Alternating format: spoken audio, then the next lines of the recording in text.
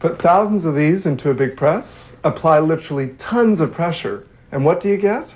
Apple juice, of course. Some people like me drink gallons of it every single year. Here at Rougemont, they make apple juice mainly from Macintosh apples. Some 90% of juice production is done at the harvest time in October. A conveyor transports apples to an inspection location. Apples tumble in the reverse direction of the conveyor belt so that wet leaves and undesirable materials adhere to the belt.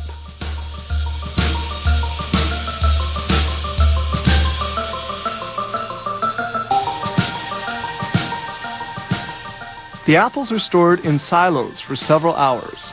In order that the apples are not too bruised in their descent, they're slowed down in this stepped chute.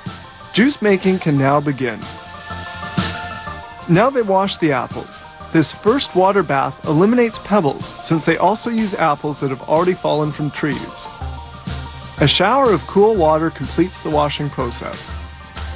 The apples are then cut into little pieces in this grinder and produce gratings. Enzymes are added which break down the cellular structure of the fruit, allowing for maximum juice extraction. Next, the gratings are transferred into maceration reservoirs where they'll stay for 60 to 90 minutes. Then they extract the juice. The gratings are pumped into a powerful hydraulic press. Inside the press, filter sleeves hold back the skins, seeds, and stems of the apples. Quality control is strict.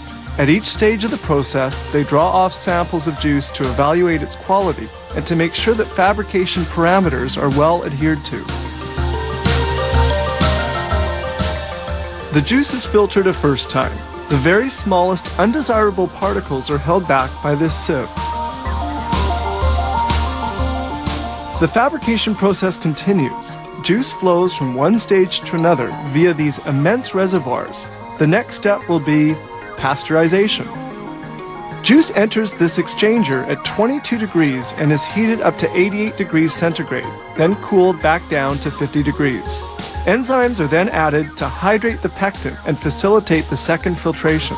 This is the ultrafiltration process, where filter membranes with microscopic pores retain the smallest of particles.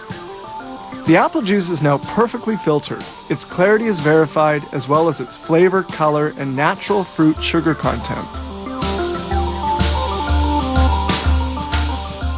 Since juice is produced in October, it has to be conserved throughout the year. A portion of the production is stored in this sterile warehouse area to await being bottled during the year. Each reservoir can hold 110,000 liters of filtered juice. No preserving agent is added.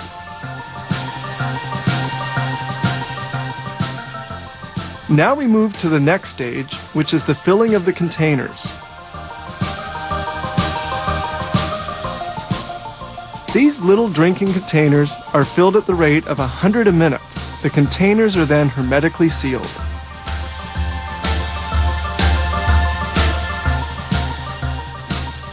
Two little sprays of hot glue are applied to the containers. This secures the straws attached onto their sides.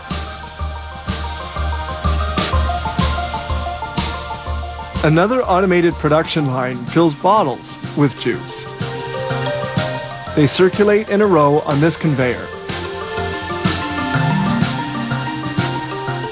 Bottles are washed and disinfected with hydrogen peroxide in this white sterile room. Then they're rinsed with sterile water before being carried to the filling location. Each minute, 120 bottles are filled with pasteurized apple juice and sealed with a cap in a sterile environment.